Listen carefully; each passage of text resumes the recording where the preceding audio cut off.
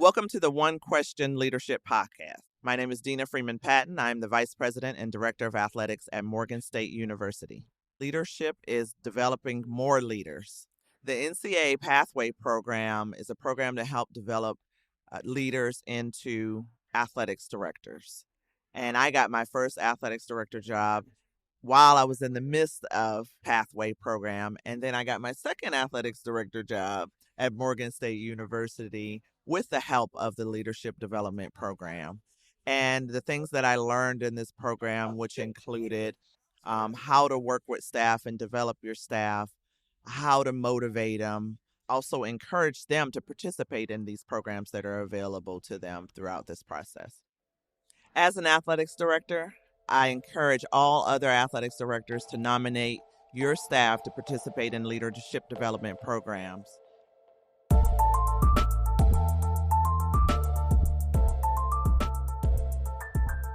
Greetings, this is Ty Brown, and welcome to the One Question Leadership Podcast.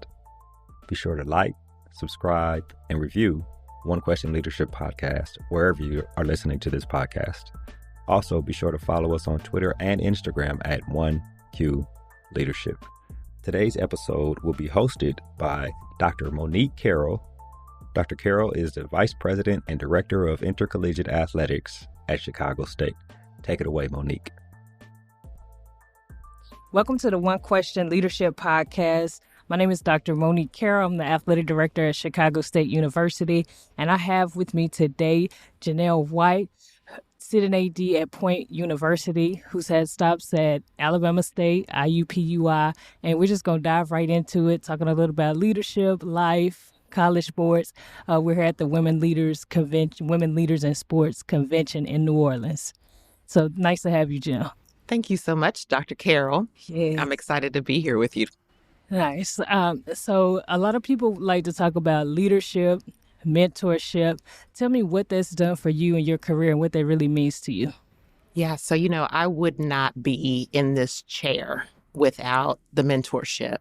I was one that would seek it out. I would go sit in senior associate ADs or deputies' offices when I was a compliance coordinator, just wanting to pick their brain and learn as much as I could. And I would often ask them about their leadership philosophy. Why do you do what you do?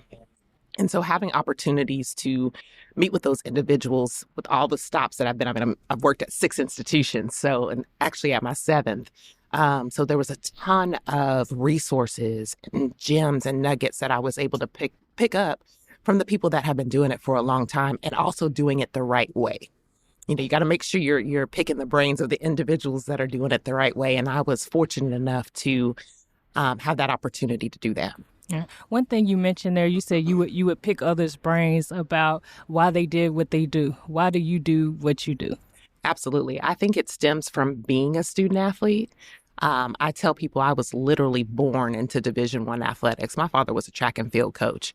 So it has been my life. I didn't think I was going to work in college athletics, but when I was given the opportunity at Auburn to step into a graduate assistant role, I was like, man, this is pretty cool. People see the glitz and the glam and they see the shoes and the gear, but there's so much more to it. You have the opportunity to really help young people develop. And that's why I do what I do. I feel it's my responsibility to help people become the best versions of themselves.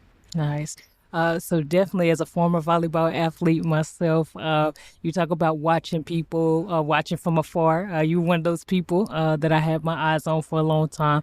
What advice would you give to young professionals in the field coming up that do watch from the sidelines? Is that a good place to be? When should they approach? How should they make those relationships and make them strategically so they can be sitting in a space like this one day? Absolutely. It's funny you mentioned that because I was thinking, I feel like we've grown up together, Monique, in this business and had the chance to be in the same conference and spaces. But yes, I think watching from afar is one of the best ways to do it. I did that. I would, as we say now, Google stalk people,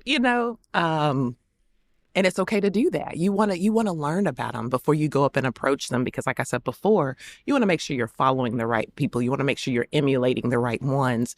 And so I think that's the best way. How are they moving? What are they doing at conferences? What are they saying? Are other people following them? all those keys. And you can learn a lot by just watching and listening and paying attention. As my husband used to say, it doesn't cost you a thing to pay attention. And so in doing so, you'll pick up so many different valuables and gems and nuggets, like I said before. All right. So you talked about paying attention. So I'll say one of the things I pay attention to a lot is how people dress, especially on game day. You have to have your own authentic style, but you definitely, want to look, what are the other industry people that I have my own? What are they doing? Who would you say is your style icon in or out of athletics? It doesn't, no pressure. Okay. That's a good one. Well, times have changed. And I think about just this convention, and we're talking about heat on your feet. I'm getting so many compliments and just posts and messages from friends saying, Jaunelle, we've never seen you in tennis shoes before. Like, I think we like this side of you. And so watching different, the first person that comes to mind is Tamika Smith-Jones. I love how she dresses. Dr. Christine Kelly, she's on the sideline, get to watch her videos, and she's got her tennis shoes on and still has her jacket and her slacks on. You want to be comfortable, you want to be stylish, but you also want to make sure that you're representing the university and your department. And your student athletes are paying attention. I think Dr. Karen Lee told me her student athletes told her she needed to step her shoe game up, right? So they're paying attention and they're watching, and they want us to be cool and hip, and we want to be cool, that cool hip AD as well. So a couple different people there, but I can honestly say I'm okay to put the heels in the closet. I'm good with the Cole Haans or the Nikes or the Adidas, whatever the case may be, being comfortable, but still leading in style. Gotcha. Leading in style. That may be a new tagline. So a lot of this I see that I observe, heat on the feet, a little more relaxed culture has really came on the heels of the COVID pandemic. Can you talk about leading through that? And then now that we're on the other side, maybe any positives that really came out of the COVID pandemic? Right. Oh, leading through the pandemic. I don't know how we made it through, but we did. And that's the exciting part. We did make it through. The things that we probably thought we wouldn't be able to do, our assignments wouldn't get done, projects wouldn't get finished. Everything got done and everything got finished. And people seem to be a little bit happier when they were at home. Now, it could be chaotic. I often had a kid running on screen or, you hear someone in the background, Mommy, I can't get on. So it was a lot of things that we had to work through, but we persevered and we did it. And so one of the things that I've probably brought back from that is everyone doesn't have to be in the office all the time.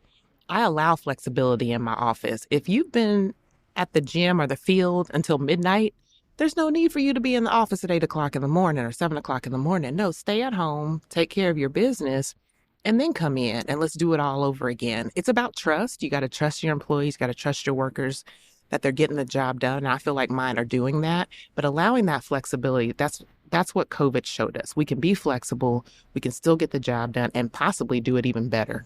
Gotcha. So when you talk about trust, there are two kind of people, maybe a third or fourth have popped up, but two of the main ones, you either come in the door and you trust everyone, or you sit back and they really have to earn your trust. Which one are you, and how has that worked for you at Point University? I think I'm a combination of both. Okay. I'm gonna trust some folks, and then I'm gonna pay attention to some others. And I feel like the good Lord has blessed me with discernment. And so that's one thing that I have been able to take with me everywhere I've been in. But it's very effective now in the chair, because I have to ask additional questions, or I have to sit back and watch individuals, or give them something. Okay, let me see how they handle that. Can they get it done? What's the timing look like? I'm very big on people operating in their strengths. So I had to have a lot of one-on-one meetings. Talk to me about this. Why are you here? Why are you doing this? And where do you want to go? Because I want to set you up for success.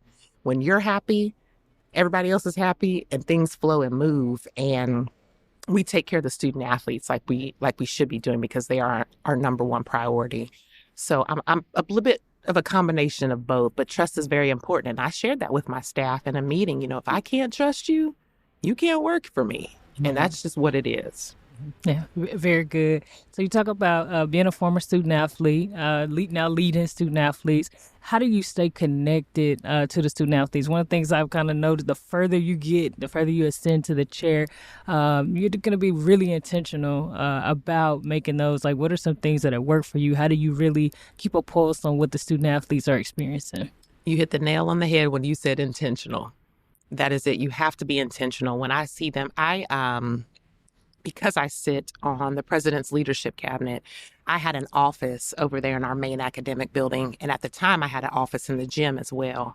Well, I moved my office full time over to the academic building for a couple of reasons. One, to be with my colleagues in the senior leadership, but also so I can see the student athletes when they're walking through the halls. And I get to shake their hands or give them a pound or give them a hug even, tell them congratulations or great game or what have you. And I think that makes a difference. Showing up, being present.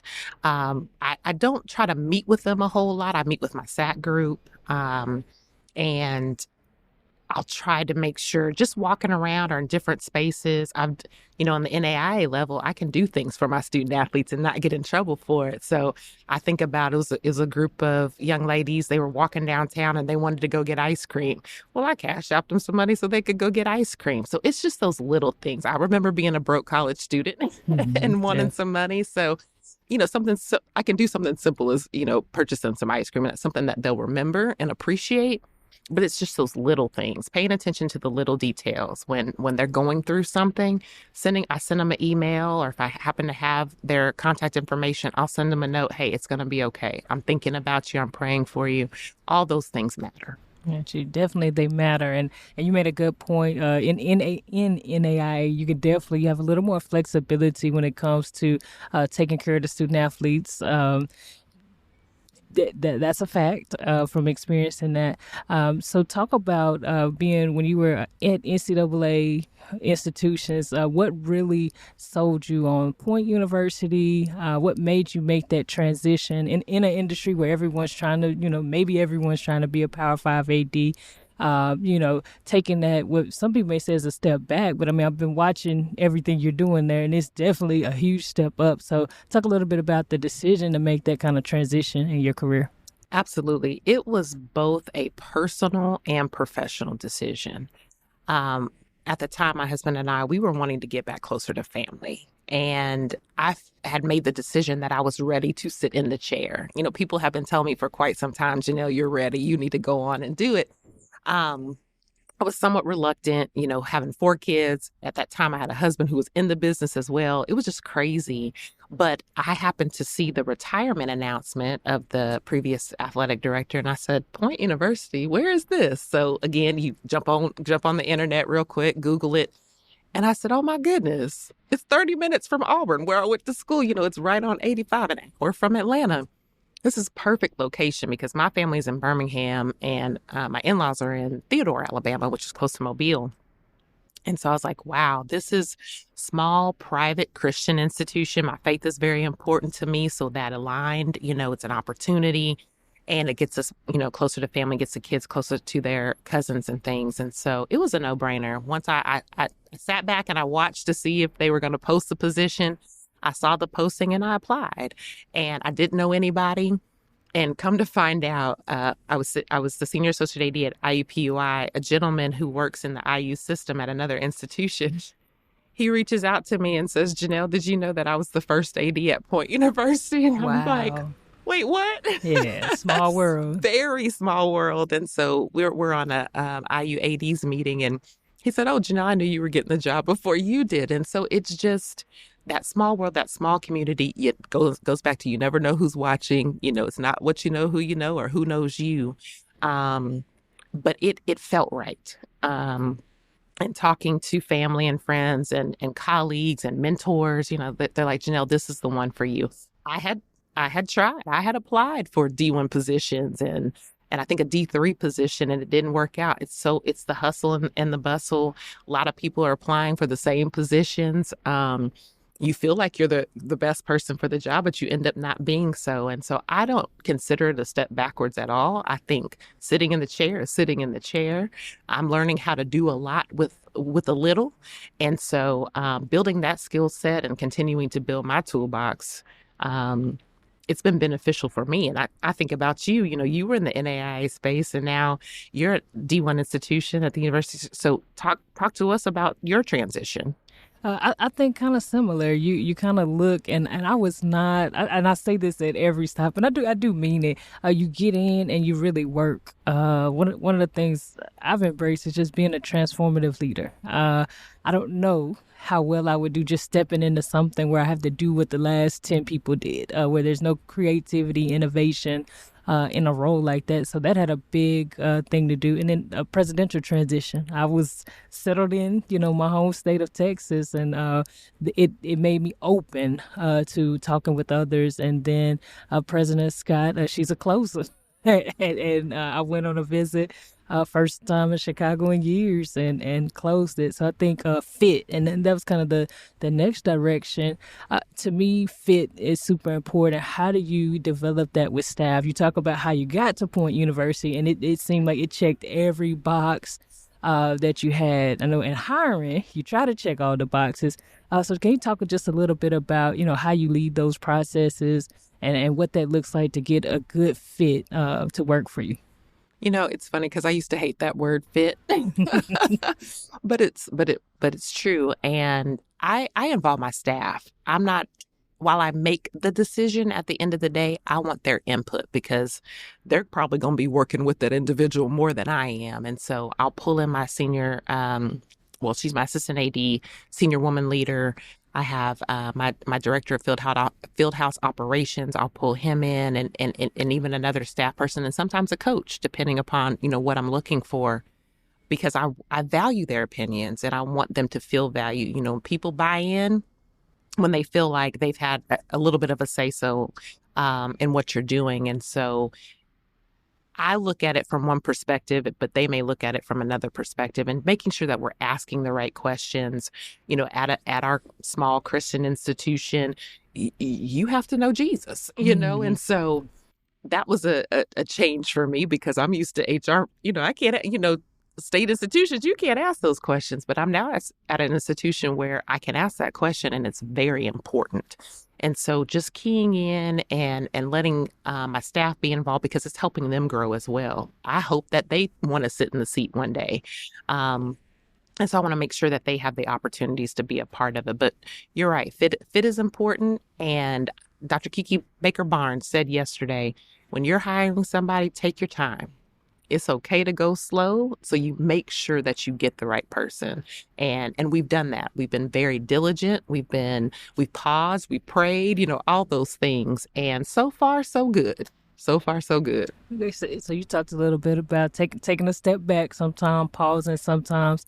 If you can reflect your entire career, what are some things that you would pass on to someone listening to this podcast now about a mistake that you made that you would want to share the message? Don't do it. Like avoid the next person up from doing the same thing.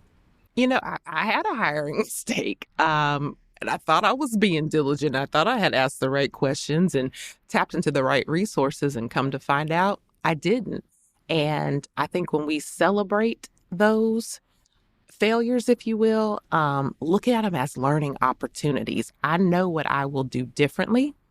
The next time I have a few extra questions that I asked. I learned a lot from that hire.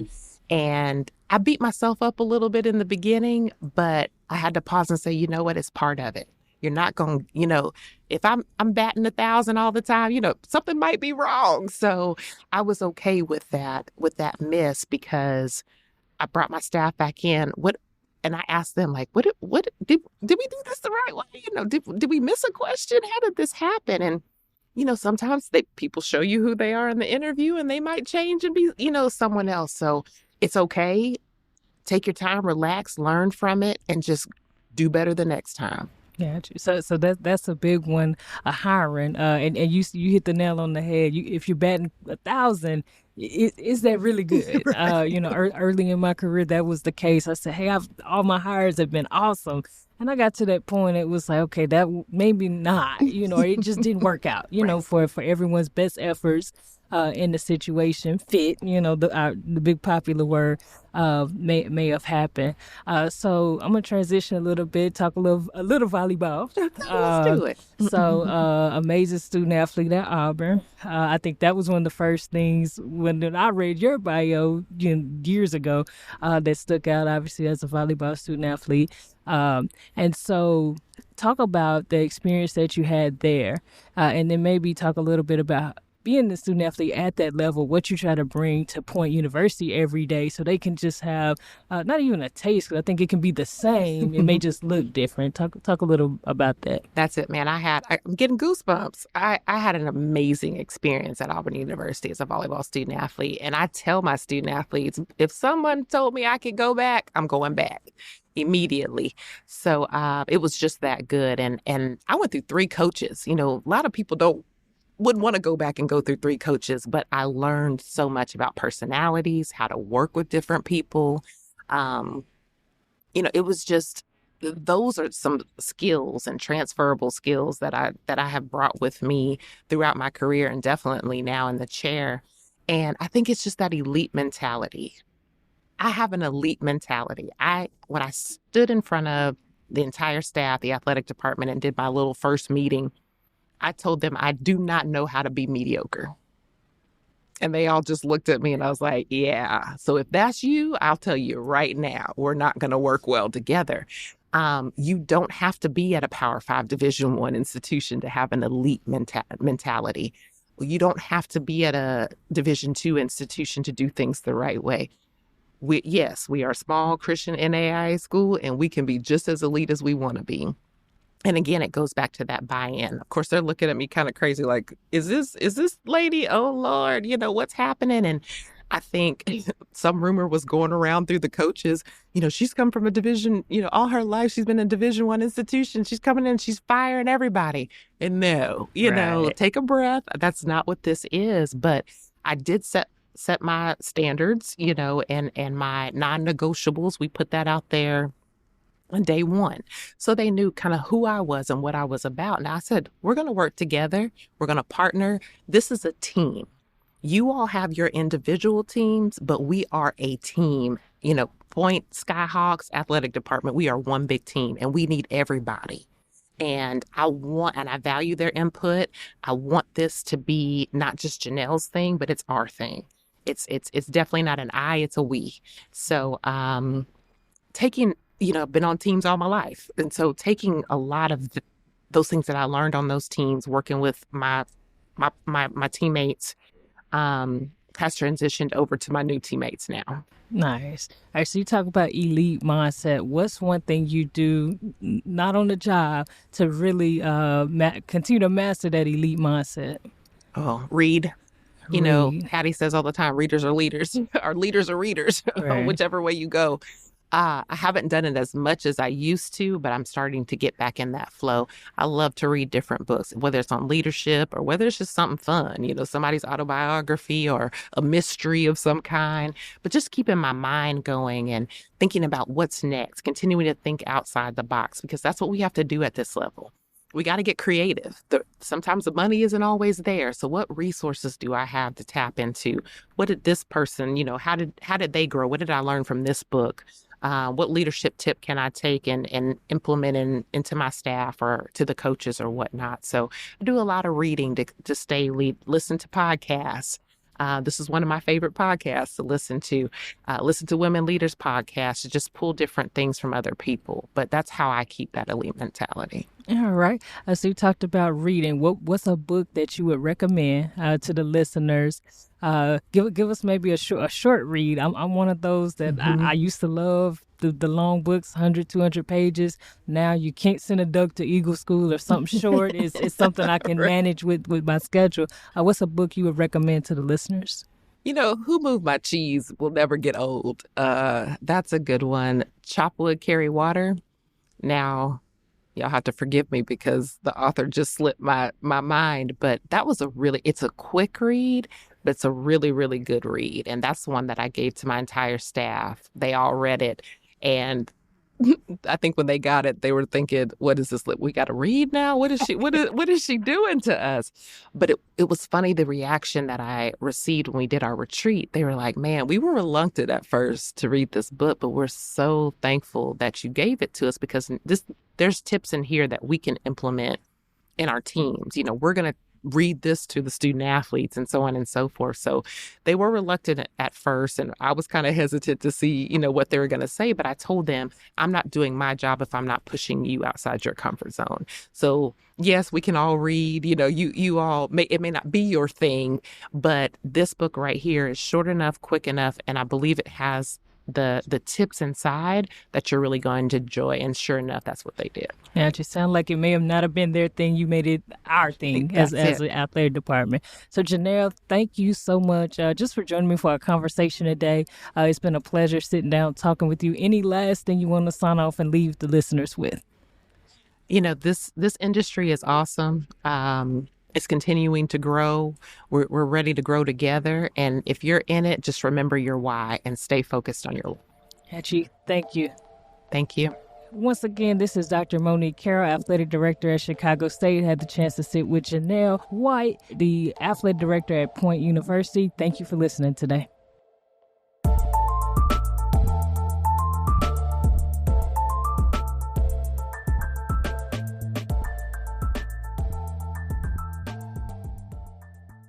This episode of the One Question Leadership Podcast is produced by Spades Media Group, solving problems using creative leadership.